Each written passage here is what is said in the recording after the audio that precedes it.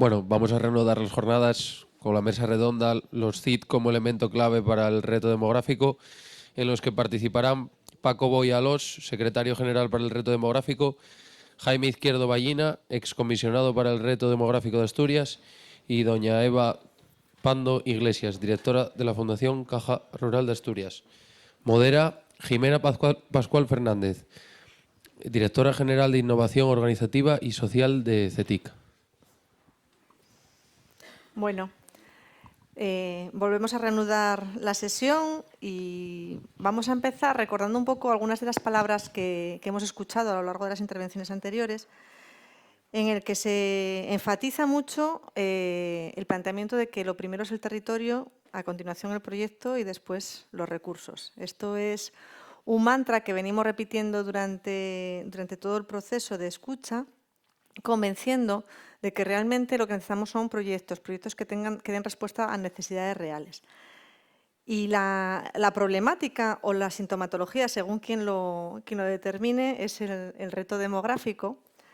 Tenemos aquí a Paco, a Eva y a Jaime, que además de expertos son amigos, y las visiones son también poliédricas y por eso también vamos a hacer la sesión un poco combinada, donde en algunas ocasiones voy a preguntar directamente a cada uno de ellos por su vertical, pero sí que quiero una visión complementaria para poder analizar un poco también la escucha desde la visión experta, ¿no?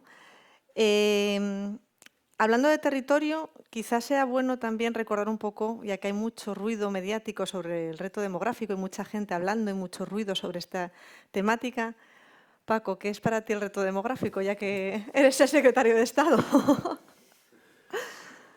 Bueno, yo creo que en este caso hablar del reto demográfico, bueno, pues hablamos sobre todo de un título, ¿no? De alguna manera, de un intento más o menos afortunado de ponerle nombre a un paraguas que tenía que abordar o dar una lógica a la administración pública para afrontar unos desequilibrios que en España eran clamorosos, ¿no? Teníamos unos territorios que estaban sufriendo unos procesos de despoblación, pero también hay que entender que la despoblación no es el problema, la despoblación es la causa. O sea, la gente se ha ido de los pueblos pues, por diferentes razones, ya las conocemos, y por tanto es verdad que luego la utilización de esa demografía, dicen los expertos que la demografía es una de esas ciencias de poder, ¿no? Porque la demografía se puede utilizar de muchas maneras y todas ellas se pueden utilizar políticamente, ¿no? Los que abogan por los procesos natalistas, los que llaman el invierno demográfico como el gran final, como el dramático final de la humanidad. Es decir, que hay también en el término demografía una cierta perversión en la utilización de los datos. Para mí, el reto demográfico no es tanto cuánta gente vive en un territorio, cuánta gente se ha ido, cuánta va a venir. Aquí la cuestión es en conseguir la funcionalidad y la viabilidad de los territorios. Es decir, no se trata de que viva mucha gente, si en muchos territorios nunca ha vivido mucha gente, que a veces nos obsesionamos con el índice demográfico, no, de lo que se trata es que la gente que viva en esos territorios pueda hacerlo con unas pirámides poblacionales que sean saludables y que de alguna manera esa comunidad tenga futuro porque su proceso de regeneración biológica y de atracción de otros pobladores, si hace falta, pues sea posible, ¿no? Y no estamos inventando nada, porque esto Jaime lo ha explicado muchísimas veces, esto ha ocurrido muchas ocasiones a lo largo de la historia y por tanto yo creo que el desafío que tenemos en este gran momento no es solo el demográfico, que lógicamente también, porque necesitamos que muchos pueblos que están envejecidos y donde se ha ido mucha gente, pues que vuelva la gente y que tengan viabilidad, pero yo creo que el desafío es hacer frente a un desarrollo rural en este caso, pero sobre todo de nuestra sociedad no la de las ciudades, que tiene otras problemáticas, pero de la que nos ocupa aquí, que es esta sociedad rural, tenga, digamos, unas herramientas para construir esos procesos de futuro, esos escenarios de futuro, que sean herramientas que les permitan construirlo. O sea, que al final lo que pretendemos es generar un modelo distinto al que hemos tenido hasta ahora y hacer un proceso de transversalidad de cómo se actúa sobre el territorio, contando con los territorios, con la gente que vive en ellos y alineando en esa transversalidad al conjunto de las administraciones. Yo creo que esa es la parte, digamos, del reto que ahora nos convoca aquí y que yo creo que nos convoca con éxito, porque yo estoy muy contento de lo que he visto esta mañana, de cómo se ha trabajado, de cómo se ha hecho este proceso, y por tanto creo que estamos en el buen camino para, como decía, dibujar ese escenario de futuro optimista y que yo creo que puede devolver también la ilusión a muchos pueblos, a muchos territorios, porque, y con esto acabo, perdón que me estoy alargando más de lo correcto, la clave de todo este proceso, al final, es la actitud, ¿no?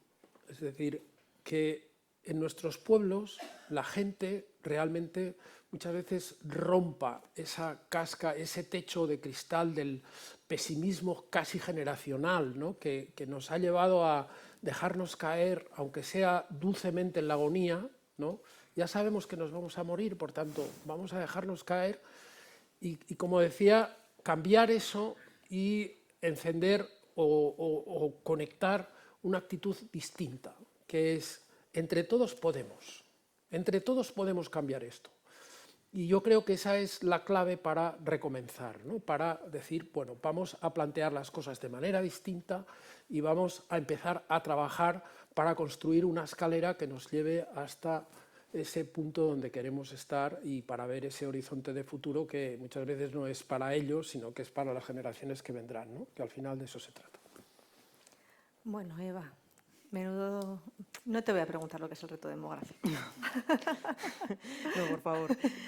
Te voy a preguntar porque todos los que te conocemos sabemos que tu trayectoria va más allá de Fundación Caja Rural y que todavía nos esperan muchas sorpresas. Pero tú tuviste un cargo importante y llevas mucho tiempo hablando de desarrollo económico y de impulso del sector productivo en Asturias. Es cierto que mucho más vinculado a la parte industrial, pero las dinámicas y el impacto, que también debatimos bastante sobre la temática, es fundamental, ¿no? El ámbito productivo, esa parte de viabilidad del territorio, desde Caja Rural, desde la Fundación... ¿Qué estáis viendo? ¿Cómo ha cambiado desde la óptica? Además, tú que llegas con una visión nueva. ¿Qué ves de cómo era antes la Fundación, lo que se veía desde Caja Rural, de la gente que estaba en el medio? Bueno, lo primero, muchísimas gracias por invitarme, porque estar entre estos dos reales expertos, ¿no? En el reto demográfico es para mí todo un lujo. Voy a aprender mucho y ya aprendo mucho de ellos porque les sigo y les escucho con mucha atención. Mi papel aquí es bueno, pues facilitadora y de alguna manera intentar ser palanca para que esos proyectos que puedan ir generándose a través del CIP puedan ver la luz, obviamente según el alcance de nuestras posibilidades. Me preguntas por el desarrollo económico productivo y cómo lo vemos desde Caja Rural de Asturias o desde la Fundación. Cuando os presentabais esta mañana las dificultades para dar vida al territorio, ¿no? Que es nuestro objetivo, las dificultades que habéis detectado en todas esas encuestas, en todos esos trabajos de campo, y hablabais de vivienda, hablabais de servicios y hablabais de empleo, ¿no? Y bueno, con una transversalidad yo creo que de infraestructuras. Claro, de esas tres, que puede ser un poco casi el círculo virtuoso, ¿no? Porque todo va relacionado. Pero claro, la más importante es el empleo. Si no hay empleo, el resto no existe. Por mucha vivienda que ofrezcamos, si la gente no tiene dónde trabajar en ese entorno, va a ser muy difícil que eso funcione, ¿no? Y si no hay empleo, pues por muchos servicios que le ofrezcamos a la gente tampoco va a funcionar. Con lo cual el empleo, claro, el empleo lo generan las empresas. Eso es así. Y como no haya empresas que generen empleo en el medio rural, pues yo creo que tenemos problemas, ¿no? Y empresas de todo tipo, empresas obviamente del sector primario, del sector de la transformación y del sector servicios. Con lo cual, ¿qué tenemos que hacer? Pues intentar facilitar que esas empresas vean oportunidades en el medio rural, ¿no? Claro, es verdad que este mensaje positivo, que yo creo que es el que tenemos que dar, como muy bien decía Paco, ese mensaje es el que yo creo que no se ha estado dando estos años de atrás, ¿no? Es todo, bueno, pues los padres a los hijos, marcharos de aquí, ¿no? Yo no quiero esto para ti. Claro, si seguimos dando ese mensaje, las empresas tampoco van a focalizar nunca en el medio rural para desarrollar su negocio, porque estamos hablando de algo que, de alguna manera, languidece, ¿no? Entonces, claro, hay que cambiar de mano, cambiar las conversaciones, cambiar el relato. O sea, hay que poner encima de la mesa las oportunidades que pueda haber para el sector productivo para que, de alguna manera, saque el valor que tienen los activos que tenemos en el territorio, que hay muchos activos que todos además a la vez decimos que están sin explotar. El sector forestal, todos en las conversaciones decimos que hay muchas oportunidades que no estamos aprovechando. Bueno, pues pongámoslas encima de la mesa para que haya empresas que de alguna manera saquen rendimiento de esos recursos. El sector, la economía azul, ¿no? Que tenemos un medio rural muy ligado al mar, todos decimos que hay muchas oportunidades que no estamos explotando. Bueno, pues pongámoslas en el escaparate e intentemos acercar a emprendedores a las empresas. Nosotros, desde la Fundación, ¿qué tenemos como propósito? Bueno, pues intentar empujar esas iniciativas para que arranquen, para que después con nuestra entidad bancaria se puedan también financiar. Con lo cual, yo creo que lo primero tenemos que cambiar el relato, cambiar la conversación, intentar mostrar las oportunidades y animar a las empresas y a los emprendedores que tiren por ellas, porque sin empleo todo lo otro va a ser muy complicado. Has mencionado unas cuestiones que parece preparado, pero no, que es el tema de los recursos naturales y el territorio como fuente de esa producción. Y ahí, Jaime, tú tienes un discurso magnífico, donde además de hablar de recursos naturales, hablas de ordenación del territorio y de dinámicas diferentes vinculadas a la parte social, que parece que es romántica, pero huye bastante del romanticismo del pueblo maqueta, ¿no? Mira, bueno, lo primero, agradeceros la invitación porque regreso a casa. Yo soy piloñés, soy de Infiesto. Y encima regreso en un momento también muy interesante, porque en el año 91, y aquí en Piloña, presentamos el Líder 1, que era la primera experiencia de desarrollo rural, que luego se extendió, ¿no?, a todo el territorio. Por tanto, darle ahora la oportunidad a la cuestión de la innovación territorial me lleva a una pequeña reflexión que quería hacer antes, ¿no? El objetivo Líder 1 era la diversificación económica del medio rural. Con la agricultura y la ganadería no se conseguían suficientes recursos y, por tanto, había que pensar en otras cosas. Y vino Dios a vernos en forma de turismo rural, que era emergente, ¿no? Y fue el gran elemento de diversificación y de innovación de la época, ¿no? Y le dio una dimensión distinta y luego aparecieron muchas más cosas. Apareció Rodrigo Cuevas, etc. Aparecieron muchos elementos que en principio no parecía que encajaban en el medio rural, ¿no? Aparecen muchas oportunidades. Y eso nos lleva a esta situación, del año 91 a 2024. Y antes dijiste una cosa interesante, es que somos amigos, ¿no? Somos algo así como Yamil Lamal y Nico, que se lo pasan bien, ganamos bastante menos dinero que ellos, jugamos a fútbol bastante peor, pero somos amigos y estamos todo el rato triangulando entre nosotros, ¿no? Entonces, y de vez en cuando bailamos. Y de vez en cuando bailamos, justo cuando nos sale algo bien, que no son muchas veces, pero bueno. El caso es que esa condición de amigos, que estamos todos dándole vueltas a esto, nos lleva a estar ahora hablando de algo que es la innovación territorial. Es decir, la capacidad de generar en el espacio rural cosas que en la ciudad no se pueden hacer y que son súper interesantes y que tenemos que visualizarlas cuáles pueden ser, ¿no? Por tanto, conviene atinar mucho en ese asunto, ¿no? Y en términos de innovación territorial y de manejo de recursos, a mí hay un tema que me interesa mucho, que fue lo que hizo Carlos III hace 250 años, cuando decidieron hacer innovación territorial y ocupar territorios en los que nadie quería vivir, que son las nuevas poblaciones, ¿no? Tuvimos el otro día una reunión sobre las nuevas poblaciones, precisamente para entender qué condiciones generaron aquel proceso de innovación territorial y qué podíamos aprender para la actualidad, ¿no? Bueno, o sea, a mí se me ocurrió un chiste, para empezar, que era, pues si Carlos III era Borbón y hizo una repoblación borbónica, Nosotros, como somos de Barbón, vamos a hacerla barbónica, ¿no? O sea que, a partir de ahí deberíamos pensar como región en un modelo de vuelta al campo, ¿no? Y en eso estamos. ¿Cuáles son las piezas que tenemos que colocar? ¿Cuál es la diferencia fundamental con respecto a Carlos III? Primero, ellos tenían una teoría económica favorable. No había llegado la revolución industrial, por tanto, la economía campesina era el elemento diferencial. Segundo, el capital fundamental de aquella economía era la tierra. Por tanto, si tú ofrecías tierra y vivienda que tenías que hacer, porque tuvieron que hacer nuevas poblaciones, ¿no? Y tercero, tenían a la Ilustración. Había ilustrados, estaba Campomanes, estaba Olavide, había gente pensando, ¿no? Nosotros ahora no tenemos teoría económica para el regreso, porque la economía sigue siendo urbana e industrial, por tanto tenemos ahí algunos atisbos, pero no tenemos un modelo económico que lo apoye, un modelo de organización administrativa que lo impulse. No lo tenemos. Eso en los años 60 sí lo hubo para la agricultura industrial, porque estaba la industria y por tanto se hizo una modernización agraria de carácter industrial, que no ocupó todo el territorio, porque Asturias solo se pudo industrializar en términos de agricultura, y eso lo estudiamos con Ramiro Onsadei, un 15 o un 20% del territorio alrededor de la leche y el eucalipto. Pero es que el 70% del territorio es de origen campesino y no tiene teoría económica. Bueno, aparece el turismo rural. Por eso quiero hacer esa reflexión de carácter económico. No tenemos teoría económica, no es la tierra el factor fundamental del desarrollo económico, no es el capital, son otras cosas. Y salvo Paco, Mino, tal, no tenemos muchos ilustrados. No tenemos ilustración porque la política no es el lugar donde está la ilustración. La ilustración está entre la gente.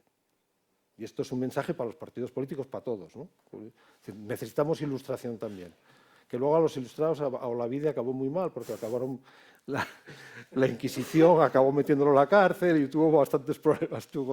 Pero por lo menos era un tipo ilustrado, ¿no? Entonces, por eso me apetece hacer esta reflexión sobre que la innovación territorial, y por eso hicimos el documento de Somiedo, marcamos claramente qué es la innovación territorial, para no desviarnos. Eso lo copiamos de la Iglesia Católica. Los 10 mandamientos. Si quieres ser cristiano, tienes que cumplir 10 mandamientos. Si quieres hacer innovación territorial, tienes que cumplir esos mandamientos, ¿no? Entonces me apetecía hacer esa reflexión. Y termino con lo que me preguntaste. Está bien eso, ¿eh? Los recursos naturales no son recursos a proteger. Y con esto son recursos a generar una economía que los proteja. Es decir, solo se conservarán los recursos naturales que tengan una economía pertinente detrás. Y esa es una diferencia con respecto a la teoría oficial de conservación de la naturaleza, que parece que quiere detener. La idea es esa, solo se conservan los recursos naturales que tienen uso, ¿no? Y ese es un planteamiento al que tendremos que volver en algún momento, porque creo que sí que es sumamente innovador y probablemente nos obligue a rectificar muchas políticas de conservación de la naturaleza de los años 80. La palabra innovación, efectivamente, la dijiste varias veces y en distintos momentos. Innovar es también la forma de cambiar el relato.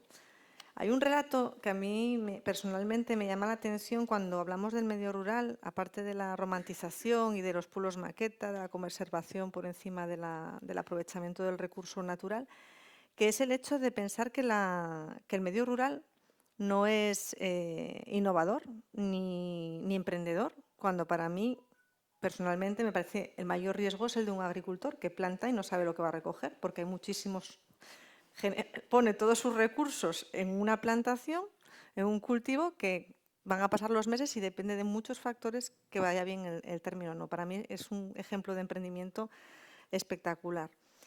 Y tampoco es un tema de que no sean innovadores tecnológicamente hablando, porque si nos vamos a la tractorada, los tractores que fueron a la tractorada no era el Pascualín precisamente. Eran unos tractores que a mí que me tocó ir entre ellos con el coche, veías las marcas y aparecía Ferrari, McLaren y marcas que para mí me resultan ajenas totalmente del medio rural, ¿no? El tema de la innovación... ¿Cómo lo ves, Paco? ¿Vemos en el medio rural la innovación? ¿Nos faltan ilustrados? ¿Nos quemarán a todos en la hoguera si lo somos? Bueno, por suerte las hogueras, hay hogueras, que no son precisamente del fuego en el que querían quemar a Olavides, pero en fin, sabemos que las redes pueden ser también hogueras y hay... No, yo estoy totalmente de acuerdo con lo que planteaba hace un momento Jaime, ¿no? Y creo que hay una primera innovación que tenemos que hacer y que de alguna manera la estamos construyendo poco a poco en jornadas como hoy, ¿no? Si vemos la evolución de las zonas rurales al final, a lo largo de la historia, han sido zonas subsidiarias de la ciudad. Es decir, porque la zona rural, ¿qué era? Si hablamos del siglo XVII o del siglo XVI, que le fue tan mal a España, ¿no? Eran las zonas, bueno, los graneros de los que se alimentaban las ciudades, pero eran los graneros de lo que se alimentaban los ejércitos para ir a las costosísimas guerras que mantenía pues, el Estado y, por tanto, el término carne de cañón viene de ahí, o sea, de esas familias numerosas que eran las que alimentaban los estómagos de las ciudades, las que pagaban a veces impuestos por encima de sus posibilidades y además alimentaban también los ejércitos. Y eso lo digo también con todos los matices, ¿no? Pero tampoco ha cambiado demasiado. ¿Por qué? Pues porque el poder, esto a lo mejor que lo diga yo suena un poco revolucionario, pero como está Mino aquí que me inspira, no, pero el poder económico, el poder político sigue residiendo en la ciudad. Y por tanto, eso que decía Jaime, no tenemos teoría económica para lo rural, bueno, no la vamos a tener si no nos empoderamos. Es decir, si no somos capaces de construir un espacio en el que de alguna manera la gente que vive en el espacio rural sea capaz de reapropiarse de ese espacio. Es decir, entender que no solo es que nos pertenezca el espacio, es que nos pertenece el futuro que podemos construir sobre ese espacio. Y lo que hemos hecho a menudo ha sido esperar a que venga ese futuro, a que alguien traiga ese futuro. Y eso ahora comentábamos, es como el que busca setas después de un verano seco, ¿no? O sea, tienes muy pocas posibilidades. Sí, ya lo vimos durante un tiempo, ¿no? Que caía una fábrica en paracaídas, pero que de la misma manera que venía se iba. Por tanto, era una economía, la economía del trampantojo.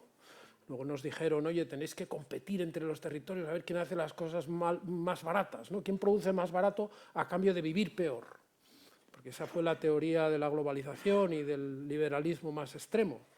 Bueno, lo que estamos planteando ahora precisamente es esa otra conversación de decir, bueno, somos capaces de generar una economía que no sea una economía dependiente de ese modelo predominante en el que además es un modelo claramente injusto. Es injusto desde el punto de vista territorial, porque acumula la gente y la riqueza en un determinado espacio.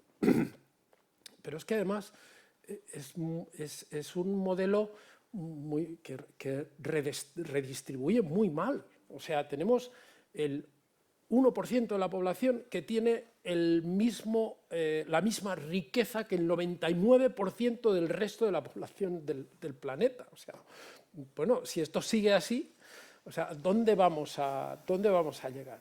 O sea, que habrá un señor, bueno, ya hay alguno que apunta maneras por ahí, ¿no? Que tiene ya, pues eso, ¿no? Él tiene la propiedad de las redes, de las grandes industrias y ahora solo le falta el poder político. Bueno, nos tenemos que rebelar contra eso.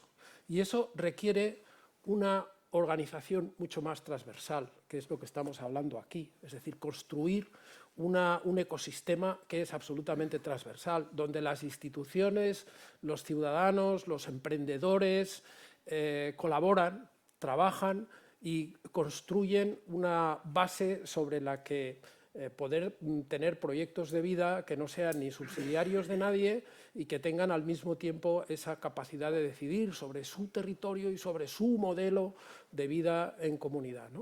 Eso implica ahora muchos matices más, porque tiene mucho que ver, pero yo creo que esa es, en cierta manera, en el fondo de todo esto que hablamos. Aquí hay mucha innovación, pero yo creo que la mayor innovación es esa, es rebelarnos contra un estatus que ha condenado al espacio rural a ser un espacio subsidiario y muchas veces subsidiado también, ¿no? Solo puede sobrevivir si tiene esa ayuda de la administración, para cambiar a un modelo en el que lo que queremos es precisamente pues, hacer ese proceso de reapropiación, de nuevo relato y al mismo tiempo de construcción de un modelo de economía diferente que, por otra parte, necesitamos también, porque vamos a hacer frente a un mundo muy cambiante, donde hay unos desafíos enormes y donde nosotros no podemos ser espectadores, ¿no? ¿Quién va a controlar todos los procesos de inteligencia artificial que están sucediendo en este momento? ¿Renunciamos, como hicimos con la revolución industrial, a estar también en ese mundo? Porque si renunciamos a eso,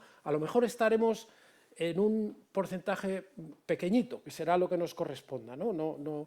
Probablemente no vamos a ser punteros en inteligencia artificial, pero la que nosotros necesitemos, ¿vamos a esperar a que nos la venda no sé quién, el Elon Musk de turno? ¿O vamos a ser capaces nosotros de construirla con el CETIC y con tanta otra gente que está trabajando ahí también en la tecnología de una manera puntera? Pues ese es el gran cambio. Gracias, Paco. En la parte de Eva, voy a aprovechar, ya que estás aquí, porque llevas mucho tiempo acompañando a emprendedores y creo que no hay mayor emprendimiento que lo que estamos planteando aquí. Hemos visto en el proceso de escucha activa que los territorios existen, que tienen necesidades y que las tienen muy bien diagnosticadas, pero sí que hemos visto también debilidades a la hora de diseñar un proyecto. ¿Cómo se diseña un proyecto desde la innovación? Tú que has visto tantos emprendedores, por lo menos un par de tips, de consejos. No, a ver, no hay recetas mágicas, ¿no? Si la tuviéramos ya estaría todo arreglado, ¿no? Yo creo que es verdad que tenemos que identificar a esas personas que quieren emprender los proyectos para darles toda la ayuda que puedan necesitar. Porque hay muchas redes de apoyo para emprendedores. En Asturias yo creo que además tenemos una red de apoyo a emprendedores muy potente. Antes el director general de Reto Demográfico hablaba de la red de centros de desarrollo rural en Asturias, que es puntera y muy buena, pero la red de apoyo a emprendedores que hay en Asturias es también, bueno, yo creo que un ejemplo en España. ¿Qué pasa? Muchos emprendedores no llegan a ese tipo de apoyos, ¿no? Y eso es una pena. Es una pena que no se conozca, que no reciban el mejor asesoramiento que pueda estar a su alcance, ¿no? Porque es verdad que ese asesoramiento lo necesitan. Un emprendedor que ha detectado una oportunidad de negocio, no tiene por qué saber cómo plasmarlo en un modelo, en un plan de empresa, no tiene por qué saber plasmar un buen presupuesto, un buen plan de inversiones, y para eso hay mucha gente en el territorio que ofrece ese servicio público, además, gratuito, para generar ese modelo de negocio que después puede acceder a financiación, que también hay líneas de ayuda. Yo creo que el Gobierno presentaba también esta semana, el lunes, todo el tema del ticket rural, que se duplicaba, ¿no? Que se van a dar 50.000 euros, ¿no? a un emprendedor en el territorio. Yo creo que, bueno, me parece que son medidas que a nivel nacional pueden casi considerarse como potentísimas y a la cabeza, ¿no? Con lo cual, hay financiación, hay un servicio de asesoramiento en Asturias muy potente y además bastante vertebrado, ¿no? Una red de centros de empresas públicos del Principado de Asturias, creo que son 12 los centros, ¿no? Que están en toda la geografía. Con lo cual, tenemos asesores, tenemos financiación tanto pública como privada, con entidades como nosotros que tenemos 115 oficinas en Asturias, que también estamos ahí al pie de los emprendedores. Con lo cual, tenemos financiación, tenemos asesoramiento, tenemos que unir eso. Tenemos que decirles a los emprendedores que lo hay, que se acerquen, que lo conozcan. Y los tips, claro, no hay recetas mágicas, pero los tips tienen que ser buscar esa diferenciación aprovechando también estos cambios que ahora mismo hay en el entorno que nos pueden hacer totalmente atractivos, ¿no? Hay un cambio climático que existe y que es real y que cada vez la realidad nos constata. Y bueno, pues hay que ver cómo Asturias puede tener oportunidades en ese cambio climático. Yo creo que a todos los que estamos aquí se nos ocurren muchas, ¿no? No vamos a hablar de refugios, que es una palabra fea, pero es verdad que podemos ser un sitio que tengamos ciertos privilegios en ese cambio climático. Aprovechémoslo, ¿no? Tenemos una marca para el sector agroalimentación, yo creo que única. esa calidad que se asocia a la marca Asturias en el sector agroalimentario y gastronómico, pues aprovechémoslo, ¿no? Busquemos cómo comercializar esos productos que tan buena imagen tienen hacia afuera, que a lo mejor nos falta mejorar esa distribución, mejorar esa venta, pero también creámonoslo, pongamos valor a lo que hacemos, ¿no?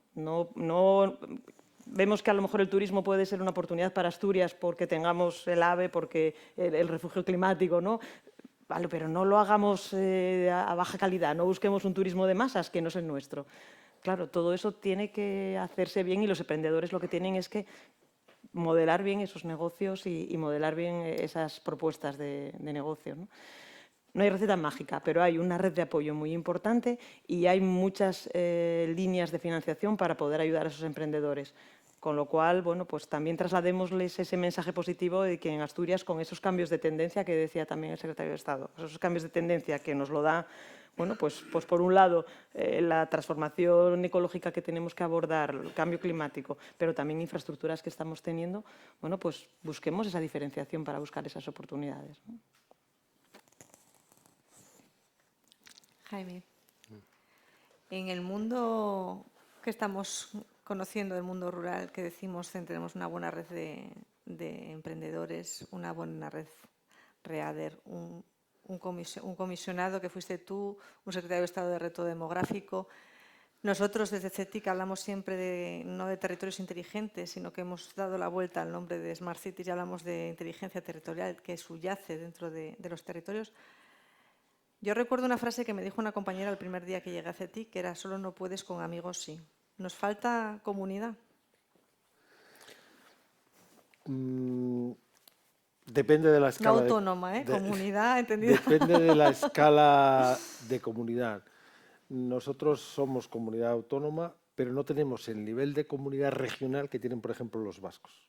Los vascos tienen una comunidad muy establecida en esa escala, el territorio, ¿no? Pivotan bien empresas, con gobierno, con ciudadanía, ¿no? Y están perfectamente. Nosotros no tenemos eso, nosotros ni casi nadie, ¿no? Por ellos son punteros en políticas de desarrollo regional, precisamente porque tienen toda esa base de comunidad, ¿no? Pero es que si no hay comunidad no hay innovación. Es decir, en la escala de aldea, que es donde más trabajamos, el elemento diferencial que hacía que una aldea funcionara era la existencia de una comunidad. Había actividad privada, por supuesto estaban las familias, que digamos que eran empresas de actividad privada, pero esas familias iban bien individualmente si tenían una comunidad de referencia, que era la propia, ¿no? La pérdida de la comunidad es la pérdida del territorio. Por tanto, en los elementos de innovación, de hecho, cuando trabajamos con Aldea Cero, como teníamos que ensayar en lugares donde las posibilidades de éxito eran mayores, decidimos empezar a trabajar en lugares con comunidad muy arraigada, ¿no? Y había 4 escenarios, podría haber más seguramente, y habrá que ampliar, pero la clave es esa, la existencia de una comunidad, ¿no? Que era en el caso de Asiego, que están por ahí los hermanos Miembro, el caso de Porrúa, y luego encima con cada una de ellas, cada una de las comunidades generaba entornos de innovación muy distintos, ¿no? Asiego, por ejemplo, generó un proceso de recuperación del sistema agroecológico local, ¿no? Porque esa es una de las claves fundamentales. En la aldea, si no hay manejo del sistema agroecológico local, no hay aldea. Si las aldeas tienen una única función histórica que ahora podemos complementar y pueden dar más oportunidades económicas, que es el manejo del territorio, para producir alimentos, pero además tenían el método. Eran capaces de producir alimentos y dejar el territorio en condiciones de ser aprovechado exactamente al año siguiente. Por tanto, no le quitaban merma al capital natural. Hay una reflexión en el libro El arte general de granjerías, que publica el pueblo de Asturias, que es el Fray Benito de Santo Tomás y Pumarada, de la Riera, en 1711, escribe 2 tomos para su sobrino de cómo manejar la tierra, ¿no? Entonces hay un momento que dice: se reputa al conservar por lo mismo que el producir. Por tanto, lo mismo es estar conservando una cosa que estarla siempre produciendo. Eso se llama ahora desarrollo sostenible. Pues en la Riera, un tipo en 1711 ya lo dijo. Entonces ellos tenían perfectamente incorporado ese asunto. Y eso era, en ese proceso de construcción comunitaria del territorio, había una inteligencia territorial también, ¿no? Por eso a mí me molesta a veces, y lo dije públicamente en la Unión Europea, la idea de las smart villages, ¿no? Las aldeas inteligentes. Dice, no, no, las aldeas ya eran inteligentes antes.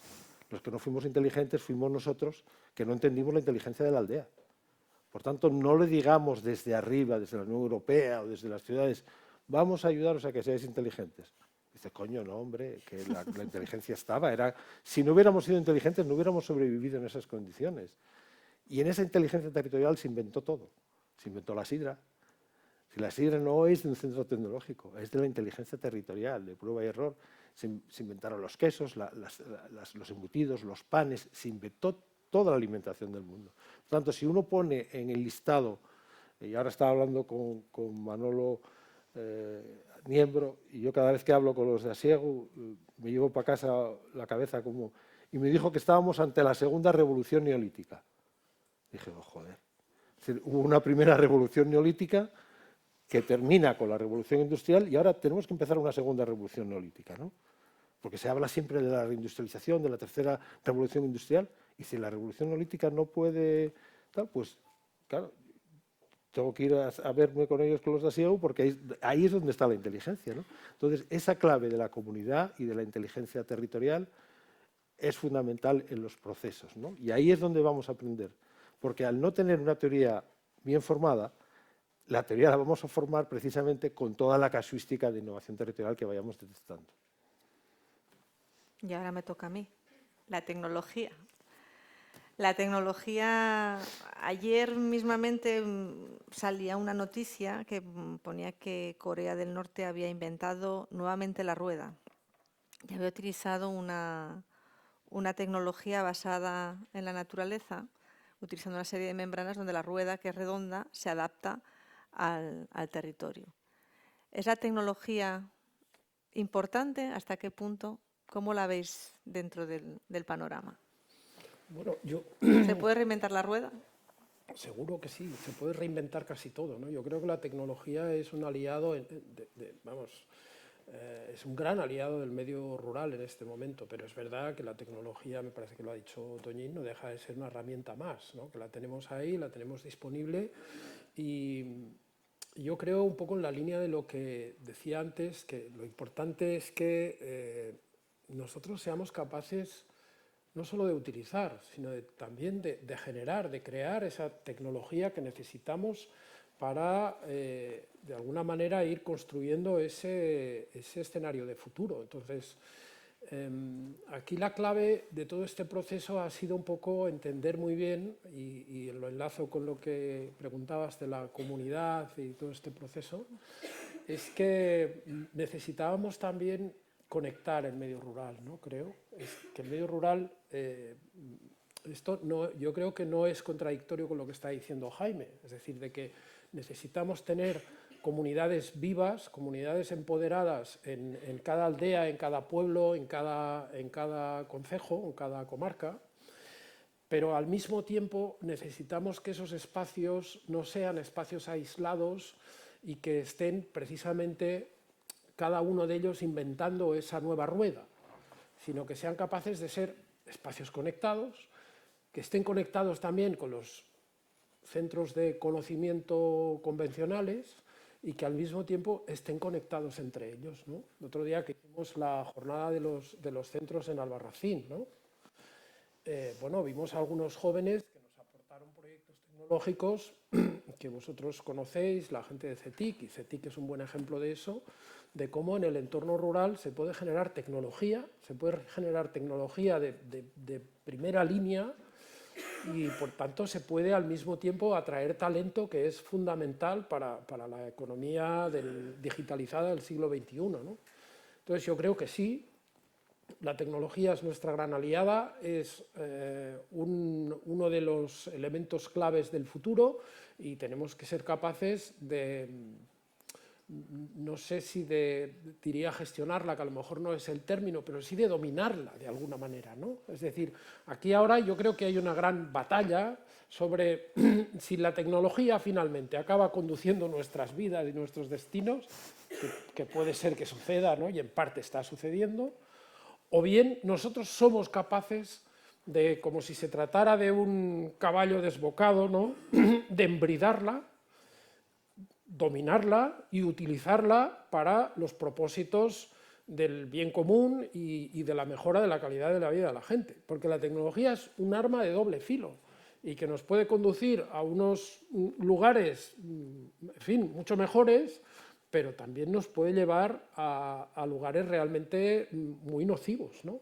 Entonces yo creo que, y en este caso pues el CETIC y muchos otros lugares donde se están produciendo estos procesos de embridamiento de la tecnología y de puesta al servicio del territorio, pues son un ejemplo.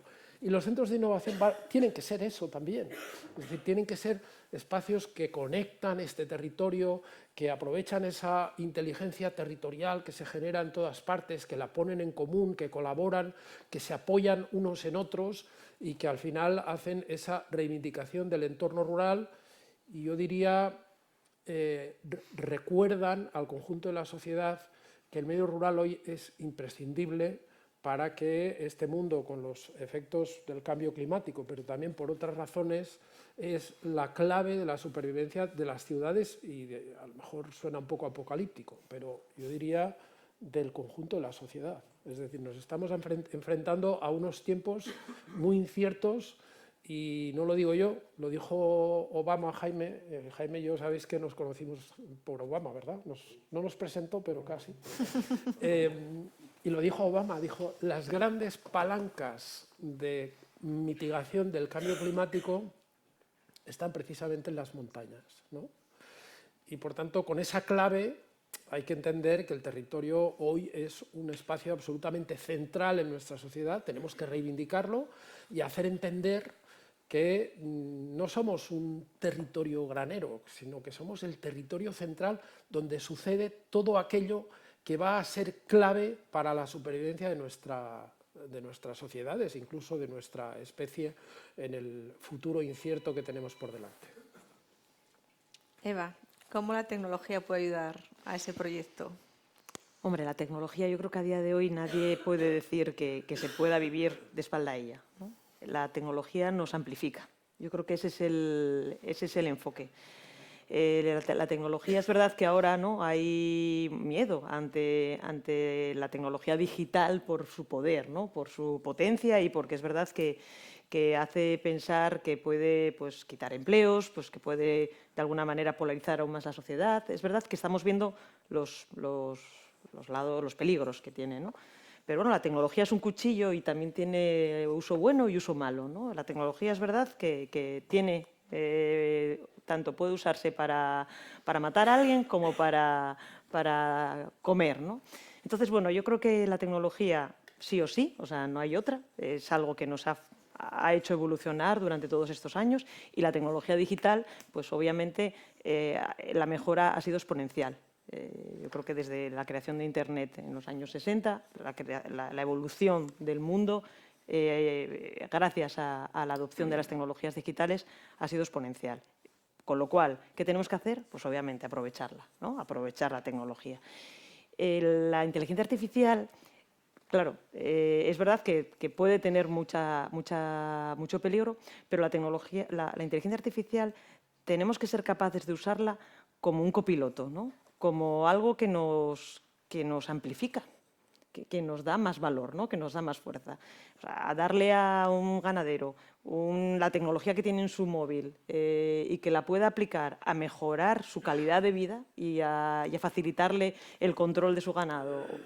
Quiero decir, ¿quién puede no ver que la tecnología nos facilita la vida en el medio rural, ¿no? Darle tecnología a un alojamiento turístico rural para que pueda, de alguna manera, llegar a clientes en todo el mundo, ¿no? Y que puedan visitarlo.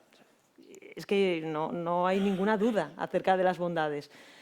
¿Qué tenemos que hacer? Bueno, pues obviamente ser capaces de que todas las personas puedan acceder a esa tecnología a la que mejor se adapta a su empleo o a su negocio y sacarle el mayor rendimiento posible. Pero vamos, yo creo que tecnología sí o sí, no nos queda otra, pero eso sí, pongámosla a nuestro favor, utilicémosla como un copiloto y que amplifique nuestros poderes, ¿no? Nuestra capacidad, vamos, sin ninguna duda. Jaime, Pues, ¿cómo viste tú la tecnología en Aldeacero? ¿Cómo la viviste? bien, sí, porque hicimos un trabajo todo el rato que luego se acuñó, yo creo que fue Chus el que dijo, bueno, tenemos que hacer tecnología con toma tierra. Es decir, tiene que servir para manejar este territorio, ¿no? Y la tecnología con toma tierra. Pero la gran ventaja que tenemos ahora con respecto a la tecnología, y en el caso de esos territorios que quedaron fuera de la innovación agraria e industrial de los 60, es que ahora puede ser universal desde una aldea. Es decir, antes una aldea no tenía más relación con el espacio exterior que bajar a la villa a vender. Si querías hacer música o querías hacer cualquier cosa, tenías que marchar de la aldea, ¿no? Y por eso el discurso histórico, no, tienes que irte de aquí, que aquí ya no hay oportunidades, que fue el de nuestros padres, nuestros abuelos, con respecto a la ciudad, que ofrecía más oportunidades, ahora se ha revertido. Es decir, las aldeas pueden ser cosmopolitas. ¿Por qué? Porque tienen una tecnología que los comunica con el resto del mundo. Por tanto, puedes producir cualquier cosa y puedes controlar el mercado, que esa es la gran diferencia. ¿Y por qué puedes controlar el mercado? Porque la modernización agraria de los 60 no les dio a los agricultores el control del mercado. El mercado estaba en poder de la gran industria y, por tanto, marcaban el precio de la leche y tú no podías... pero si tú lo que haces es una agricultura territorial, no de sector económico, sino territorial, vendes tus productos de alta calidad a un grupo de consumidores que estén relacionados. Esto lo estábamos ensayando en Moal, ¿no? En Moal hicimos un trabajo de qué podemos producir, por cierto, vamos a volver a Moal, qué podemos producir sobre la base del sistema agroalimentario de todo lo que producían antes. ¿Y quiénes son los agentes comerciales? Los agentes comerciales son aquellos moaleses que están fuera y que pueden hacernos de altavoz, de amplificador, de comercio. Hay un ejemplo claro. Hay una chica de Moal que es policía municipal en Oviedo y la salida natural de la miel de Moal es en el colectivo de policías municipales de Oviedo. No necesitas ir a Mercadona ni ir a ningún lado. O sea, tú tienes tu propia red comercial. ¿Pero por qué? Porque manejas pequeñas producciones, pero son muy diversificadas y por tanto puedes manejarla. Por tanto, las aldeas tienen ahora capacidad tecnológica para comunicarse con el resto del mundo y tienen capacidad para diseñar sus propios mercados. Lo que tienen que hacer es producir algo. Claro, si no produces nada, joder, ellos tienen más oportunidades que nunca. Y luego se cumple algo que habían planteado dos escritores a los que para mí son de referencia. Uno es Leo Tolstoy, que había dicho, mira bien tu aldea y serás universal. Ahora se cumple ese vaticinio de Leo Tolstoy. Y otro que decía Miguel Torga, el poeta portugués, que decía, lo universal es lo local sin paredes. Ahora podemos quitarle las paredes, ¿no? Y convertirnos en universales. Y ese va a ser el futuro, ¿no? Es decir, porque ahí estaremos dando pasos en lo que decía Paco, ¿no? De crear nuestro propio relato, nuestra propia historia y nuestra propia manera de generar la economía. Si vamos al rebufo de la economía del gran capital y de la industria y tal, iremos mal. Si somos capaces de diseñar nuestra economía, iremos bien. Y luego tenemos ejemplos, volvemos otra vez al caso de Porrúa o al caso de Asiego, de cómo fueron capaces de generar su propia economía a partir de una interpretación. A mí está Tonín por ahí, a mí me gusta mucho darle la mano a Tonín, porque cuando le deis la mano a Tonín, estáis dando la mano de un ganadero. O sea, la mano de los funcionarios es otra mano, o de los abogados, ¿no? Pero la mano de los ganaderos y los trabajadores es otra mano, ¿no? Luego saludar a Tonín y darle la mano, ya lo veréis. Por cierto, desde que está en CETIC se le está dando la mano, ¿eh?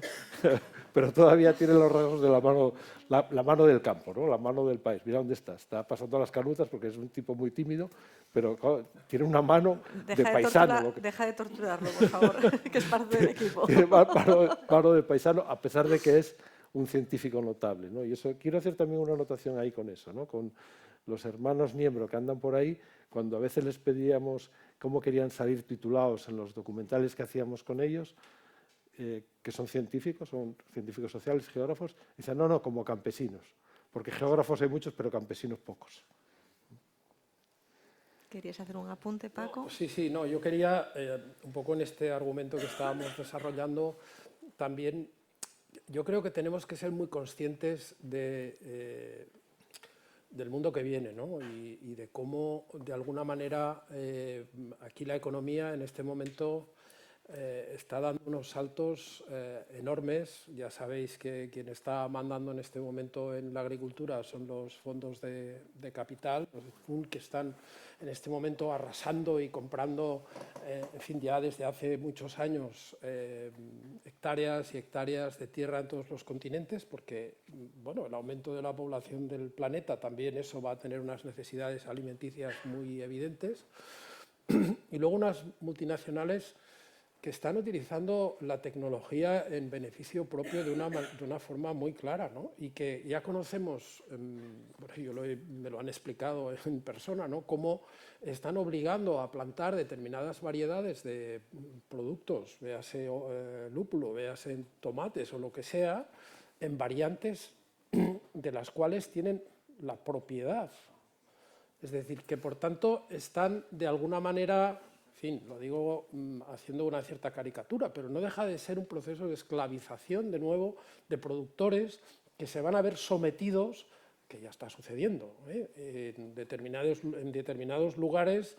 El índice de suicidio del sector agrario está muy por encima de otros. Es decir, y eso responde también a unas determinadas presiones y maneras de producir, pues que llegan a un punto de estrés que la gente, pues sucede esto, ¿no? Por tanto, yo creo que estamos frente a una serie de desafíos enormes, que son de una complejidad tremenda, y que solo podemos hacer frente a eso si somos capaces de entender muy bien esa complejidad y de hacerle frente. Y por tanto, hacerle frente, ¿qué quiere decir? Bueno, pues que podemos utilizar, ya que Jaime citaba a Toñín, ¿no? ¿Verdad? Toñín lo conoce bien. Podemos utilizar la tecnología noruega para pastorear nuestros rebaños, pagar no sé qué y quedarnos prisioneros de una tecnología que es de otro, o generar nuestra propia tecnología, perfeccionarla y hacer que toda esa necesidad tecnológica quede cubierta por nuestras propias capacidades, ¿no? Yo creo que ese es el gran desafío. ¿Cómo hacemos? Eso en las ciudades no se entiende. En las ciudades solo se entiende la competitividad desde el punto de vista de la competición entre las distintas empresas. Y en el medio rural lo que tenemos que aprender es que solo desde la cooperación, desde la solidaridad, desde el entender muy bien ese trabajo en comunidad y en red, podemos ser capaces de salir airosos del enorme desafío que se nos plantea, ¿no? Entonces yo creo que ahí es, digamos, una reflexión que nos daría para largo rato de discusión, pero yo creo que está un poco en la clave de todo este proceso. Y por eso quería también, antes de acabar, deciros que esta aventura de definir un modelo distinto a la hora de plantearnos el desarrollo rural y el desarrollo territorial, hombre, es una aventura apasionante, porque va más allá del proceso de apoyar a los emprendedores, que también, y de apoyar a nuestros pueblos, que también. Al final no deja de ser también un desafío, en cierta manera, de modelo de civilización. Es decir, o esto nos sale bien, o lo que ha sucedido ya en muchos lugares es que la gente se ha resignado a vivir en los suburbios de las ciudades. O sea, y eso, en términos de pérdida para la humanidad, es enorme. Es un agujero negro que se come culturas, saberes, conocimientos. O sea que esto no es simplemente una forma más de buscar un cierto desarrollo, una mejora económica. Yo creo que es mucho más trascendente y que, por tanto, tenemos una enorme responsabilidad sobre todos nosotros para entender que es ahora el encontrar un poco esa llave, esa forma de abrir una nueva puerta a entender el desarrollo de nuestros pueblos y de los territorios, o probablemente la próxima generación ya va a llegar tarde. Entonces, creo que esto es, de alguna manera, una aventura apasionante, pero también una responsabilidad enorme, porque, insisto, en muchos lugares llegamos tarde y en otros, si esto no triunfa, vamos a tener un problema muy serio. O sea que yo os animo a pelear por esto, que, como se ha dicho, tiene que ser una cosa co-creada, tiene que ser una cosa participada, que seguramente nos equivocaremos, que habrá que rectificar, pero que en definitiva lo que importa es esa actitud de querer construir un futuro para nuestro medio rural.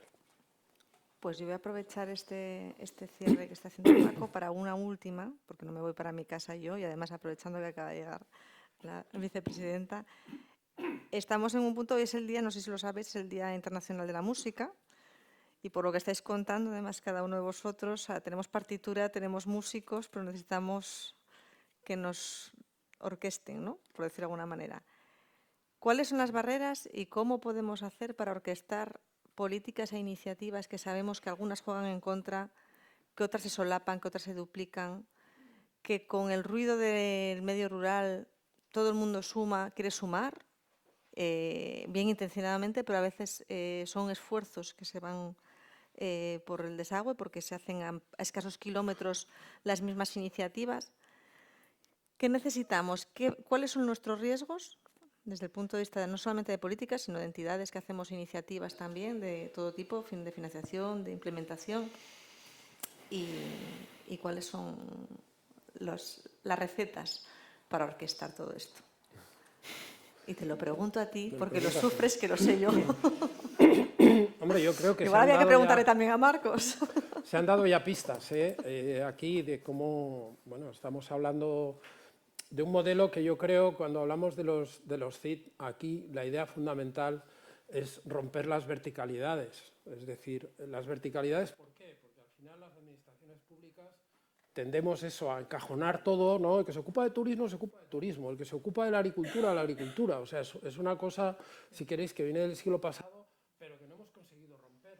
Y ahora lo que nos exige el desarrollo y lo que nos exige la complejidad que tiene este futuro del que hablamos es precisamente dinamitar los silos, romper esa idea del silo y hablar precisamente de una manera transversal, con una mirada puesta en todos los elementos que conforman ese desarrollo.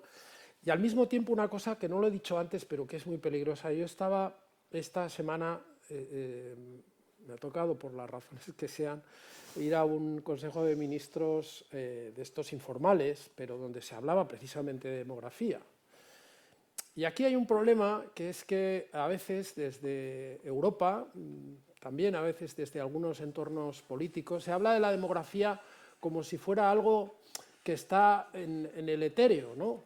O sea, no se asocia con el territorio, lo cual es una estupidez. O sea, no se puede hablar de demografía si no hablas de territorio, si no la contextualizas en un territorio concreto, porque hablamos del envejecimiento de la población. Bueno, sí. La falta de natalidad, sí.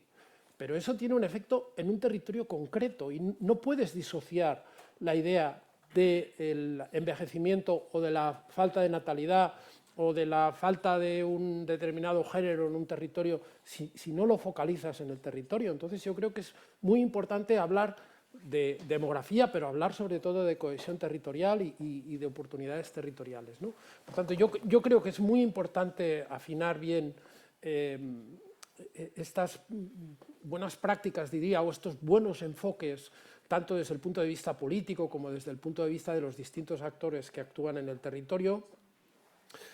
Y luego lo que decía Toñín también, ¿no? Decía, bueno, cuidado, porque aquí ahora hay que empezar a entender que la burocracia no puede ser como un manto de nieve que lo va asfixiando todo, es decir, y que va cayendo como capas de una cebolla en el territorio y que al final se hace casi imposible moverse, ¿no? Yo creo que el ámbito rural, paralelamente a lo que estamos haciendo con esto, tenemos que empezar a pensar y a imaginar cómo somos capaces de crear legislación que nos ayude en este proceso. En el territorio rural hay mucha economía que no es competitiva, pero que es economía de impacto social. Y que a lo mejor esa economía no tiene que competir con la economía de mercado, sino que tiene que precisamente tener un marco de desarrollo propio en el que cooperativas como la que hemos visto, que nos ha servido el café y el desayuno tan rico que hemos tomado, pues a lo mejor no tiene que competir con el Eroski o con el Mercadona, tiene que tener un marco específico, que en parte lo tiene y en parte no. Y por tanto, eso hay que perfeccionarlo, porque si no, si tenemos que competir en igualdad de condiciones con los mercadonas de turno y con los de los fondos y con no sé qué, vamos a perder la batalla. También hay que ser conscientes, ¿no? Por tanto, hay que construir lo que estamos haciendo, las herramientas de desarrollo, pero esas herramientas de desarrollo tienen que ir acompañados también de marcos legislativos que faciliten el proceso del medio rural como una economía de impacto social, y no solo de impacto social en favor de las zonas rurales, sino, como decía antes, del conjunto de la sociedad, ¿no? Y ahí hay algunas claves pues, que las tenemos que trabajar, porque si no, esos pueden ser barreras que, a pesar de toda la buena voluntad y toda la imaginación que pongamos en esto, pues puedan significar un freno importante. Eva, estamos en tiempo de descuento. Sí, nada, muy rápido. Yo creo que es muy importante el liderazgo, ¿no? Yo creo que aquí se ha demostrado que hay un liderazgo en Asturias para apostar por esto, por dar vida al territorio. Yo creo que no hay duda. La red, también, aquí hemos demostrado que hay una red. Y yo creo que nosotros, entidades como la que yo represento, lo que tenemos que hacer es de catalizadores y estar a la espera también que de alguna manera se nos dé ese papel y que de alguna manera podamos engrasar para facilitar que se pongan en marcha pilotos, que se pongan en marcha proyectos que de otra manera, bueno, pues no acabarían de arrancar, ¿no? Yo creo que tenemos los mimbres y realmente creo que es muy importante ese liderazgo y creo que la red es muy potente y que tenemos elementos facilitadores, como es nuestro caso, que podemos engrasar muchos de esos proyectos. Con lo cual, yo la verdad es que tengo una visión muy optimista, muy optimista. Jaime. Aprovecho algo que había dicho Paco, ¿no? Antes, es decir, no se puede entender el territorio sin los dos grandes inventos de la humanidad, que son la ciudad y el campo. Es decir, la ciudad y el campo se relacionan porque no podían vivir una sin otra. Y de hecho, en las ilustraciones que se hace de la ciudad medieval, en las recreaciones que hace, siempre figura el campo al lado de la ciudad. De hecho, las ciudades solo se podían montar en lugares donde tenías posibilidad de producir alimentos. Por lo tanto, para decidir la fundación de la ciudad, y la red de ciudades europea es una red medieval que luego creció, están siempre en el mismo sitio. Una posición elevada para evitarte la inundación del río, defensiva también, y luego un lugar donde plantar alimentos. Es decir, nuestra sociedad ha perdido ese vínculo. Entonces, por tanto, hay que hacer un esfuerzo importante para decir que cuando estamos hablando de todas estas cosas, no es solo el rural el que está interesado, es básicamente la ciudad. Porque si no, la ciudad las va a pasar canutas, no solo en términos de alimentación, sino que tenemos algunos indicadores claros. Empieza a haber incendios forestales periurbanos. Los incendios forestales de los años 50 eran alejadísimos. Los fuegos entran en las ciudades, ¿no? Es decir, estamos viendo cada vez más ese problema. Estamos viendo desequilibrios con la fauna. Es decir, casi el 30% de los accidentes de tráfico se producen por el desequilibrio. Es decir, y todo eso tiene que ver con la falta de manejo del territorio, es decir, el manejo campesino del territorio. Entonces, ese discurso hay que lanzarlo. Es decir, oiga, necesitamos el medio rural porque si no a las ciudades les va a ir muy mal. Pero están como ajenas, ¿eh? Si veis dónde están las posiciones sobre la ruralidad, pues se ha caído en los discursos. Parece que es una cosa de los 4 chiflados que estamos en el tema de lo rural, ¿no? Y yo termino ya con esta idea. Por tanto, eso es para mí es un gran obstáculo porque necesitamos decir, bueno, necesitamos al campo y vamos a darle condiciones en términos de que puedan desarrollar sus políticas que son muy diferentes a las urbanas y a las industriales. Y por tanto, eso necesitamos lanzar ese discurso. Y luego, una idea que antes citábamos a Tolstoy y a Torga, y es una idea que rescaté de un verso de Ángel González, el poeta, ¿no?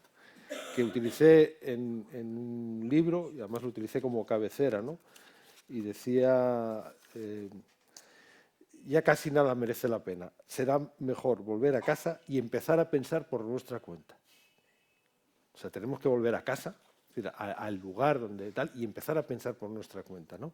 Precisamente para evitar el problema de que sea la ciudad la única referencia de tal, sino que tenemos que empezar a buscar ahí. Porque probablemente si lo conseguimos, volveremos a ser seres humanos de verdad. Es decir, porque los seres humanos son los del humus, y el humus es la tierra. Y los que nacen en las ciudades, pues son seres urbanos. pero no son seres humanos. O cambiamos la definición, o los verdaderos seres humanos son precisamente nuestros antepasados campesinos. Y como perdamos eso, perdemos nuestra condición de la humanidad y de todos los valores de los que habló Paco. Es decir, nos jugamos mucho con el asunto este, no es un tema menor. Dicho de otra manera, como diría Rajoy, es un tema mayor, ¿no? Bueno, pues no, yo no quiero decir más. Ya. Bueno, muchísimas gracias a los tres. Es importante eso de que nos lo tenemos que creer, Sí. no solamente la zona rural, sino lo urbano. Y antes de marcharos y buscaros la vida por vuestra cuenta, como nos dice Jaime, vamos a pasar a la clausura. Y nada, solamente agradeceros y que os haya parecido interesante la mesa.